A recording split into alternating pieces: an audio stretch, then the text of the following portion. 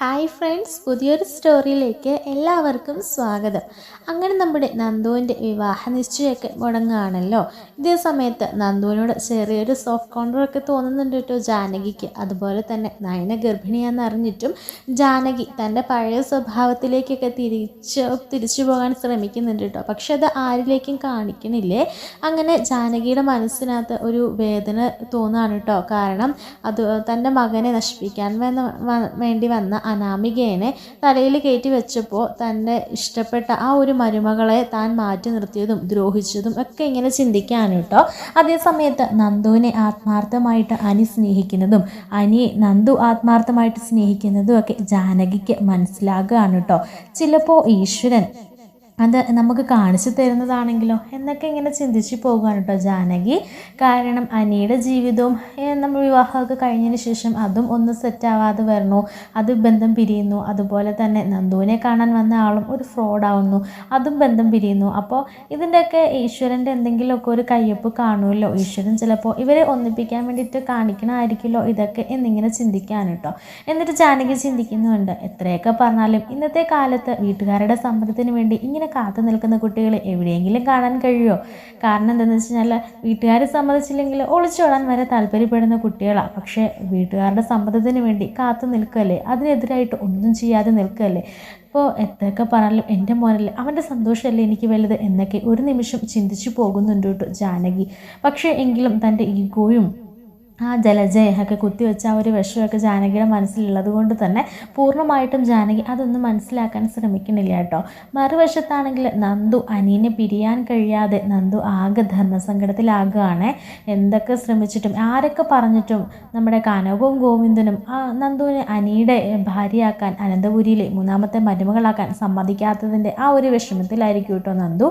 ഇനി ഈ ജന്മത്ത് തനിക്ക് അനിയുടെ ഭാര്യയാകാൻ കഴിയില്ലേ എന്നൊക്കെ ചിന്തിച്ചു പോകുകയാണ് കേട്ടോ നന്ദു. ഈ ഒരു സമയത്തായിരിക്കും ജാനകി ആണെങ്കിൽ ഒരിക്കൽ ഇങ്ങനെ പാർലറിലും പിന്നെ കുറച്ച് ഷോപ്പിംഗ് ഒക്കെ ഉണ്ടായിരിക്കും. അങ്ങനെ ഷോപ്പിംഗ് ഒക്കെ ചെയ്യാൻ വേണ്ടിയിട്ട് ജാനകി പോകുകയാണ് കേട്ടോ. ഈ സമയത്ത് ജാനകി ആണെങ്കിൽ അനിയുടെ അച്ഛനോട് ക്യാഷ് ചോദിക്കുമ്പോൾ കയ്യിലൊന്നും ഇരിപ്പില്ല എന്ന് പറഞ്ഞിട്ട് ക്രെഡിറ്റ് കാർഡ് കൊടുക്കുകയാണ് കേട്ടോ. അല്ലെങ്കിൽ എന്നിട്ട് ATM കാർഡും കൊടുക്കുകയാണ്. എന്നിട്ട് നീ പറയുന്നുണ്ട് നീ ATM പോയി എടുക്കുമോ, ഞാനാണെങ്കിൽ വിട്ടുപോയി, എൻ്റെ കയ്യിലൊന്നും തന്നെ നീക്കി ഇരിപ്പില്ല, അതുകൊണ്ട് എല്ലാം ബാങ്കിലാണ് എന്നൊക്കെ പറയാനിട്ട് എല്ലാ അക്കൗണ്ട് വഴിയുള്ള ട്രാൻസാക്ഷൻസ് അല്ലായിരുന്നോ, കയ്യിലൊന്നും ഇല്ല, തൻ്റെ കയ്യിലും ഒന്നും ഇരിപ്പില്ല എന്നൊക്കെ ചോദിക്കുമ്പോൾ ജാനകി പറയുന്നുണ്ട് എൻ്റെയും എല്ലാം അക്കൗണ്ടില്ല. എന്നാലും സാരമില്ലല്ലോ, ഇപ്പോൾ എല്ലായിടത്തും ഗൂഗിൾ പേയും കാര്യങ്ങളും ഇല്ല, അല്ലെങ്കിൽ ATM നിന്ന് നിനക്ക് വേണ്ടുന്ന ക്യാഷ് എടുത്താൽ പോരെയെന്ന് ചോദിച്ചിട്ട് ATM കാർഡൊക്കെ കൊടുക്കുന്നുണ്ട് കേട്ടോ. അങ്ങനെ ജാനകിയാണ് പുറത്തേക്ക് പോകുകയാണ്. ഈ സമയത്ത് നമ്മുടെ ജലജ എന്നെ വിളിക്കുന്നുണ്ട് കേട്ടോ. അപ്പോൾ ജലജ ആണെങ്കിൽ ഒരു കുശുമ്പെടുത്തിരിക്കുകയാണ്. നയന ഗർഭിണിയാണെന്ന് അറിഞ്ഞപ്പോൾ മുതൽ ജലജയ്ക്ക് ആകെ തലയ്ക്ക് സ്ഥിരതയില്ലാതെ നടക്കുകയാണ്. അപ്പോൾ ജലജ പറഞ്ഞിട്ട് ഞാൻ വരുന്നില്ല എന്ന് പറഞ്ഞിട്ട് ജലജ കൂട്ടാക്കണില്ല കേട്ടോ. അങ്ങനെ ജാനകി തന്നെയായിരിക്കും കേട്ടോ പോകുന്നത്. അങ്ങനെ ടൗണിലെത്തിയതിന് ശേഷം ജാനകി ആണെങ്കിൽ ATM കൗണ്ടറിലൊക്കെ കയറിയിട്ട് ക്യാഷൊക്കെ എടുത്തിട്ട് ഇങ്ങനെ എണ്ണയൊക്കെ നോക്കുന്നുണ്ട് കേട്ടോ. എന്നിട്ട് അത് ബാഗിലേക്ക് വെക്കുകയാണ് കേട്ടോ. ഇത് കണ്ടുകൊണ്ട് തന്നെ 2 പയ്യന്മാർ ബൈക്കിൽ ഇരിപ്പുണ്ടായിരിക്കും കേട്ടോ. അങ്ങനെ ജാനകിയുടെ അടുക്കിലേക്ക് വരികയാണ് കേട്ടോ ആ പയ്യന്മാർ. എന്നിട്ട് ചോദിക്കുന്നുണ്ട്, ശശി ഒരു സ്ഥലം ചോദിക്കുകയാണ്, ആ സ്ഥലത്തേക്ക് പോകാനുള്ള വഴി ഏതാണെന്നൊക്കെ ചോദിക്കുകയാണ് കേട്ടോ. കൈ ചൂണ്ടി ഇങ്ങനെ കാണിക്കുന്നുണ്ട്. ഈ സമയത്ത് ജാനകി ആണെങ്കിൽ ഇങ്ങനെ കൈ ചൂണ്ടിയിട്ട് ആ വഴി പോകണമെന്ന് ഇങ്ങനെ പറഞ്ഞ് കൈ ചൂണ്ടുമ്പോഴായിരിക്കും പെട്ടെന്ന് ആ പയ്യനാണെങ്കിൽ നമ്മുടെ ജാനകിയുടെ കഴുത്തിൽ കിടന്ന മാല വലിച്ചു പൊട്ടിക്കുകയാണ്. കയ്യിലുള്ള പേഴ്സും വാങ്ങിക്കുകയാണ് കേട്ടോ. എന്നിട്ട് തള്ളി വിടുന്നുണ്ട് കേട്ടോ ജാനകീനെ. പെട്ടെന്ന് ജാനകി വാ വിട്ട് കരയുന്നുണ്ട് കേട്ടോ. ഹെൽപ്പ് ചെയ്യണേ, എന്നെ ഒന്ന് സഹായിക്കണേ, ഇത് കള്ളൻ എന്നൊക്കെ പറഞ്ഞ് കരയുന്നുണ്ട്. അങ്ങനെ ആളുകളൊക്കെ അവിടെ തടിച്ചു കൂടുന്നുണ്ട് കേട്ടോ. ഈ സമയത്ത് നന്ദു ആണെങ്കിൽ ടൗണിൽ കാണുമായിരിക്കും കേട്ടോ. പോലീസ് വേഷത്തിൽ എന്തോ ഇൻവെസ്റ്റിഗേറ്റ് ചെയ്യാൻ വേണ്ടിയിട്ട് വന്ന സമയത്തായിരിക്കും ഇങ്ങനെ ആൾക്കാർ കൂട്ടം കൂടി നിൽക്കുന്നതും ഒരു സ്ത്രീയുടെ കരച്ചിൽ കേൾക്കുന്നതും ഒക്കെ ഇങ്ങനെ കേട്ടിട്ട് നന്ദുവും പോലീസുകാരും പുറകെ ഓടി പറഞ്ഞിട്ടുണ്ട് കേട്ടോ. എന്താ പ്രശ്നം, എന്താ പറ്റിയേ, ആരെവിടെ സൗണ്ട് ഉണ്ടാക്കിയ, എന്താ പ്രശ്നം എന്നൊക്കെ ചോദിക്കുമ്പോൾ കാര്യങ്ങൾ പറയണേ. അപ്പോൾ ജാനകി അവിടെ നിലത്ത് വീണ് കിടക്കായിരിക്കും കേട്ടോ. കാരണം മാല വലിച്ചു പൊട്ടിച്ചിട്ട് തള്ളി വിടുന്നുണ്ട് കേട്ടോ ആ കള്ളന്മാർ ജാനകീനെ. അങ്ങനെ ജാനകി നിലത്ത് വീണ് കിടക്കുക. പെട്ടെന്ന് നന്ദു ഇങ്ങനെ ഇതാരാണ് ഈ സ്ത്രീ എന്നൊക്കെ ചോദിച്ചിട്ട് ഇങ്ങനെ കമിഴ്ത്തി കിടത്തുമ്പോഴായിരിക്കും ജാനകിയാണെന്ന് മനസ്സിലാകുന്നത്. അയ്യോ ഹനിയുടെ അമ്മയല്ലേ ഇത് എന്ന് പറഞ്ഞിട്ട് വേഗം ഇങ്ങനെ കോരി എടുക്കാൻ കേട്ടോ നന്ദു. എന്നിട്ട് പെട്ടെന്ന് പോലീസുകാരോട് പറഞ്ഞ് ഹെൽപ്പ് ചെയ്തേ, വേഗം തന്നെ ഇത് ഹോസ്പിറ്റലിൽ എത്തിക്കണം എന്നൊക്കെ പറഞ്ഞിട്ട് പെട്ടെന്ന് തന്നെ ഹോസ്പിറ്റലിലേക്ക് കൊണ്ടുപോകുന്നുണ്ട് കേട്ടോ ജാനകീനെ. എന്നിട്ട് ജാനകിയുടെ നെറ്റിയിലൂടെ ബ്ലഡൊക്കെ ഒഴിവായിരിക്കും. നന്ദു തൻ്റെ കർച്ചീഫ് കൊണ്ടിട്ട് അതൊക്കെ തുടച്ച് മാറ്റുന്നുണ്ട് കേട്ടോ. എന്നിട്ട് ജാനകി ആകെ പേടിച്ച് വെപ്രാളത്തിലായിരിക്കും കേട്ടോ. പേടിക്കണ്ട അമ്മ, പേടിക്കണ്ട എന്നൊക്കെ ഇങ്ങനെ പറയുന്നുണ്ട് കേട്ടോ. അമ്മ എന്നിങ്ങനെ 2-3 പ്രാവശ്യം പറയാം. അപ്പോൾ ജാനകി ഇങ്ങനെ നോക്കുമ്പോൾ പെട്ടെന്ന് അനിയുടെ അമ്മ പേടിക്കണ്ട എന്ന് പറഞ്ഞ് നമ്മുടെ നന്ദു ആ വിഷയം മാറ്റി വിടുന്നുണ്ട് കേട്ടോ. അങ്ങനെ ഹോസ്പിറ്റലിലേക്ക് കൊണ്ടുപോവുകയാണ്. ഹോസ്പിറ്റലിൽ കൊണ്ടുപോയിട്ട് ഡോക്ടർ ആ സമയത്ത് തിരക്കായിരിക്കും കേട്ടോ. ഒരു സർജറിക്ക് കഴിഞ്ഞിട്ട് ഇങ്ങനെ പേഷ്യൻസിനെ നോക്കുന്ന തിരക്കൊക്കെ ആയിരിക്കും. അപ്പോൾ ഡോക്ടർ പെട്ടെന്ന് വരുമോ എന്നൊക്കെ പറയുമ്പോൾ ഡോക്ടർ വരാൻ താമസിക്കുമ്പോൾ ഡോക്ടറോട് എന്നിട്ട് ഷൗട്ട് ചെയ്യുന്നുണ്ട്, ഇതെൻ്റെ അമ്മയാണ്, വേഗം തന്നെ ചികിത്സ നൽകുക, നിങ്ങളിത് എന്താണ് ഇവിടെ കാണിക്കുന്നത്, ഇപ്പോൾ ഹോസ്പിറ്റൽ അടച്ചു പൂട്ടാനുള്ള ഇത് എനിക്കുണ്ട് എന്നൊക്കെ പറഞ്ഞിട്ട് ഷൗട്ട് ചെയ്യാണ് കേട്ടോ.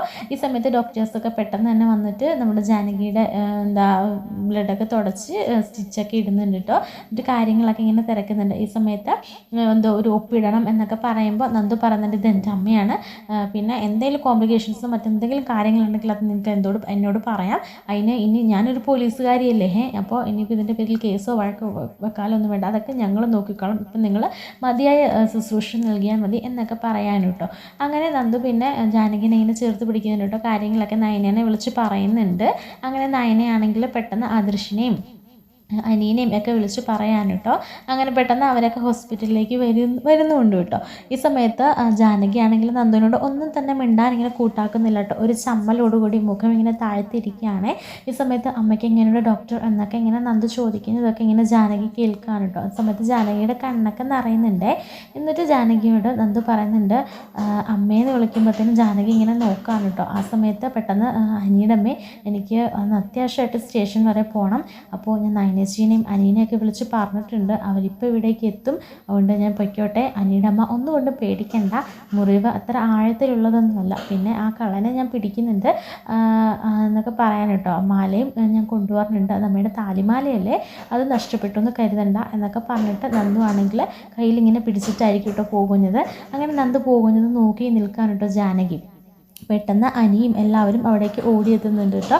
ഈ സമയത്ത് ജാനകിയോട് ചോദിക്കുന്നത് എന്താ പറ്റിയെന്നൊക്കെ ഇങ്ങനെ ചോദിക്കുകയാണ്. അങ്ങനെ അനിയുടെ ഒക്കെ കണ്ണ് നിറഞ്ഞിരിക്കുകയാണ് കേട്ടോ. ഉടനെ ജാനകി പറയുന്നുണ്ട് ഇല്ലടാ, എനിക്ക് ഒരു കുഴപ്പമില്ല, ഞാൻ ATM കൗണ്ടറിൽ നിന്ന് വെളിയിലേക്ക് ഇറങ്ങിയപ്പോഴായിരുന്നു അവിടേക്ക് 2 പയ്യന്മാർ വന്നിട്ട് വഴി ചോദിച്ചത്.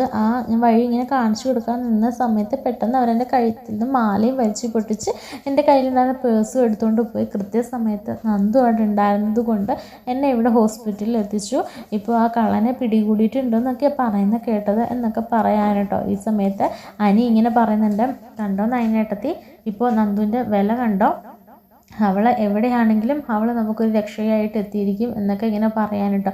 എന്നിട്ട് ഇങ്ങനെ നന്ദുവിനെ കുറച്ച് പുകഴ്ത്തുമൊക്കെ ചെയ്യുവാണ്. അപ്പം നയനെ അനിയനെ ഇങ്ങനെ നോക്കി ചിരിക്കുന്നൊക്കെ ഉണ്ട് കേട്ടോ. എന്നിട്ട് നയനയും ജാനകിയോട് ചോദിക്കുന്നുണ്ട് ഇപ്പം എങ്ങനെയുണ്ട് ചെറിയമ്മയ്ക്ക്, കുഴപ്പമൊന്നും ഇല്ലല്ലോ എന്നൊക്കെ പറയുമ്പോൾ എനിക്ക് കുഴപ്പമൊന്നുമില്ല, നീ എന്തിനാ ഇപ്പം ഇങ്ങോട്ടേക്ക് വന്ന്, നിനക്ക് സുഖമില്ലാതിരിക്കുകയല്ലേ എന്ന് ചോദിക്കുമ്പോൾ നയന പറയുന്നുണ്ട് അതൊന്നും കുഴപ്പമില്ല, ചെറിയമ്മയ്ക്ക് സുഖമില്ലാതായി എന്ന് പറഞ്ഞപ്പോൾ എനിക്ക് പിന്നെ അവിടെ നിന്നിട്ട് ഇരിപ്പുറയ്ക്കണില്ല, അതാണ് ഞാൻ ഓടി വന്നതെന്ന് പറയാൻ കേട്ടോ. അപ്പോൾ ജാനകി നയനേനെ ഇങ്ങനെ നോക്കി ചിരിക്കുന്നൊക്കെ ഉണ്ട് കേട്ടോ. അങ്ങനെ ജാനകി ഹോസ്പിറ്റലിൽ നിന്ന് ഡിസ്ചാർജ് ആകുകയാണ്. കുഴപ്പമൊന്നുമില്ല, പെയിൻ കില്ലേഴ്സൊക്കെ തന്നിട്ടുണ്ട്, പിന്നെ എന്തെങ്കിലും വേദന ബുദ്ധിമുട്ട് തോന്നുകയാണെങ്കിൽ വന്നാൽ മതി, ഇപ്പോഴേക്ക് കുഴപ്പമൊന്നുമില്ല, വീട്ടിലേക്ക് പോകാമെന്ന് ഡോക്ടർ പറയുമ്പോൾ പെട്ടെന്ന് നമ്മുടെ നയനയും അതുപോലെ തന്നെ അനിയും കൂടി ഇങ്ങനെ പിടിച്ചുകൊണ്ടായിരിക്കും കേട്ടോ ജാനകിനെ കൊണ്ടുപോകുന്നത്. ആ സമയത്ത് നയനെ ഇങ്ങനെ ചേർത്ത് പിടിക്കുന്നതൊക്കെ കണ്ടിട്ട് ജാനകിയുടെ മനസ്സ് കിടന്ന് നീറുകയാണ്. ജാനകി ഇങ്ങനെ മനസ്സിൽ വിചാരിക്കുന്നുണ്ട് എന്തുമാത്രം ദ്രോഹം ഞാൻ ചെയ്തിട്ടുണ്ട്, എന്തൊക്കെ കുത്തുവാക്കുകൾ പറഞ്ഞിട്ടുണ്ട്, എന്നിട്ടും അതൊന്നും മനസ്സിൽ വയ്ക്കാതെ എനിക്കൊരാപത്ത് വന്നപ്പോൾ ഓടിയെത്തിയല്ലോ, ഈ മോളെയാണല്ലോ ഞാൻ ഇത്രമാത്രം സംശയിച്ചതും ദ്രോഹിച്ചതും, എന്നോട് പൊറുക്കണേ എന്നൊക്കെ ഇങ്ങനെ പറയാനിട്ടോ മനസ്സിൽ ജാനകി. ആ സമയത്ത് നയനതൊന്നും കാര്യമാക്കണില്ല, നയന ഇങ്ങനെ ചേർത്ത് പിടിച്ചുകൊണ്ട് കൊണ്ടുപോകാൻ കേട്ടോ. അങ്ങനെ വീട്ടിലേക്ക് ചെന്നതിന് ശേഷം എല്ലാവരും ഇങ്ങനെ അറിഞ്ഞ് ഇതെല്ലാം കേട്ട് അങ്ങനെ ആദ്യോടെ നിൽക്കുകയാണ്. അങ്ങനെ മുത്തശ്ശിയാണെങ്കിൽ ജാനകിനെ കണ്ടിട്ട് കരയാണ് കേട്ടോ. ഈ സമയത്ത് ജാനകി പറഞ്ഞിട്ട് എന്തിനാ അമ്മ കരയുന്നത്, എനിക്ക് ഒരു കുഴപ്പമില്ലാതെ ഞാനിങ്ങ് എത്തിയില്ലേ, പിന്നെ അമ്മ എന്തിനാ കരയുന്നത് എന്നൊക്കെ ഇങ്ങനെ ചോദിക്കുമ്പോൾ അല്ല മോളെ, എന്നാലും നീ രാവിലെ ഇവിടെ നിന്ന് പോകുമ്പോൾ ഒരു കുഴപ്പം ഉണ്ടായിരുന്നല്ലോ, ഇപ്പം നിന്നെ കണ്ടിട്ട് എനിക്ക് സങ്കടം സഹിക്കാൻ വയ്യ, നിനക്ക് വേദനയുണ്ടോ എന്നൊക്കെ ചോദിക്കാൻ കേട്ടോ. എന്നിട്ട് അവിടെ നടന്ന സംഭവങ്ങളും കാര്യങ്ങളൊക്കെ ചോദിക്കാൻ. ആ സമയത്ത് നയനെ അനിയും പറയുന്നുണ്ട് നന്ദു കറക്റ്റ് സമയത്ത് വന്ന് രക്ഷിച്ചു എന്നും, നന്ദുവാണ് ഹോസ്പിറ്റലിലേക്ക് കൊണ്ടുപോയതെന്നും, ആ കള്ളനെ പിടിച്ചിട്ടുണ്ടെന്നും ഉണ്ടെന്നും ഒക്കെ ഇങ്ങനെ പറയാൻ കേട്ടോ. അത് കേൾക്കുമ്പോൾ മുത്തശ്ശനും മുത്തശ്ശിക്കും ഒരുപാട് സന്തോഷമാകാൻ കേട്ടോ. ഇത് മുത്തശ്ശനും മുത്തശ്ശിയും പറയുന്നുണ്ട്, എന്തായാലും നന്ദുമോളെ ഈശ്വരൻ അവിടെ എത്തിച്ചതാണ് എന്നൊക്കെ പറയാൻ കേട്ടോ. അങ്ങനെ പിന്നീട് അങ്ങനെ നയനയും ഹനിയും കൂടെ റൂമിലേക്ക് കൊണ്ടുപോയി ഇങ്ങനെ ജാനകിനെ കിടത്തുകയാണ് കേട്ടോ. ഈ സമയത്ത് ജാനകി ആണെങ്കിൽ ഇങ്ങനെ നയന ചോദിക്കുന്നുണ്ട്, ചെറിയമ്മയ്ക്ക് വെള്ളം വേണോ, ഞാനൊരു കട്ടൻ ചായ ഇട്ടുകൊണ്ട് തരട്ടെ എന്ന് ചോദിക്കുമ്പോൾ, മോളെ ഒരു കട്ടൻ ചായ വേണം, എനിക്ക് നല്ല തലവേദന ഉണ്ടെന്ന് പറയണം. ചെറിയമ്മ റെസ്റ്റ് എടുക്കും, ഞാൻ ഇപ്പോൾ കൊണ്ടുവരാവേ എന്ന് പറഞ്ഞിട്ട് നയന കിച്ചണിലേക്ക് പോകുകയാണ് കേട്ടോ. ഈ സമയത്ത് അനി നമ്മുടെ ജാനകിയുടെ അടുക്കൽ വന്നിട്ട് പറയുന്നുണ്ട്, കണ്ടോ അമ്മേ, നയനേട്ടത്തിൻ്റെ സ്നേഹം അമ്മ കണ്ടോ, അമ്മ എന്തുമാത്രം ദ്രോഹിച്ചിട്ടുണ്ട്, എന്തുമാത്രം കുത്തുവാക്കുകൾ പറഞ്ഞിട്ടുണ്ട്, എന്നിട്ടും ഈ ഒരു സമയത്ത് അതൊന്നും മനസ്സിൽ വെക്കാതെ ഓടിയെത്തിയത് കണ്ടോ, അമ്മേനെ പരിചരിക്കുന്നത് കണ്ടോ, ഈ ഏട്ടത്തിനെ അമ്മ അതും ഇതും എല്ലാം പറഞ്ഞ് മനസ്സ് വിഷമിപ്പിച്ചത് എന്നൊക്കെ പറയാൻ കേട്ടോ. ആ ഒരു സമയത്തും നമ്മുടെ ജാനകി ഒന്നും മിണ്ടാതെ നിൽക്കുകയാണ്. കാരണം ജാനകിയുടെ ഭാഗത്ത് തെറ്റുണ്ടെന്ന് നന്നായി മനസ്സിലാക്കുന്നുണ്ടല്ലോ ജാനകി. അങ്ങനെ നയന പിന്നെ നമ്മുടെ ജാനകിനെ ശുശ്രൂഷിക്കുകയും നോക്കുകയൊക്കെ ചെയ്യാൻ കേട്ടോ. സമയാസമയത്ത് മരുന്ന് കൊടുക്കുന്നു, അതുപോലെ തന്നെ ഫുഡ് കൊടുക്കുന്നു, അങ്ങനെ എല്ലാ കാര്യങ്ങളും ജാനകിയുടെ ഏറ്റെടുത്ത് ചെയ്യുന്നത് നയനയായിരിക്കും കേട്ടോ.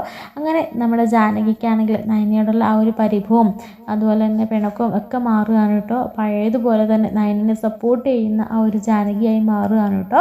അതുപോലെ തന്നെ നന്ദുവിനോടും ഒരുപാട് ഇഷ്ടമാകുകയാണ് കേട്ടോ ജാനകിക്ക്.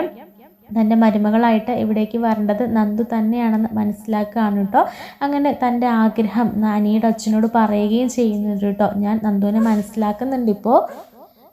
എനിക്കൊരു അപകടം പറ്റിയപ്പോൾ അവൾ ഓടിയെത്തുകയും എന്നെ അവൾ എത്ര നന്നായിട്ട് പരിചരിച്ചെന്നറിയോ. ഹോസ്പിറ്റലിലൊക്കെ ചെന്നിട്ട് എൻ്റെ അമ്മയാന്ന് പറഞ്ഞിട്ടാണ് എന്നെ അവൾ പരിചയപ്പെടുത്തിയത് എന്നൊക്കെ പറയാൻ കേട്ടോ. ഉടനെ അനിയുടെ അച്ഛനും പറയുന്നുണ്ട്, ആ മോളുടെ മനസ്സിൻ്റെ ശുദ്ധി നീ മനസ്സിലാക്കാതെ പോയതല്ലേ, അന്ന് മുതൽക്ക് ഞാൻ പറയുന്നുണ്ടല്ലോ, അപ്പോൾ നിനക്ക് അഹങ്കാരം തലയ്ക്ക് പിടിച്ചിരിക്കുകയല്ലായിരുന്നു, ഞാൻ കണ്ട ആ ഒരു പഴയ ജാനകിയേ അല്ലായിരുന്നു ഇത്രയും നാളും, ഇപ്പോൾ എങ്ങനെ എന്നൊക്കെ ഇങ്ങനെ ചോദിക്കുമ്പോൾ ജാനകി പറയുന്നുണ്ട്, ഇല്ല നന്ദുമോളുടെ ആ ഒരു മനസ്സിൻ്റെ നന്മയൊക്കെ എനിക്കിപ്പം മനസ്സിലാകുന്നുണ്ട് എന്നൊക്കെ പറയാൻ.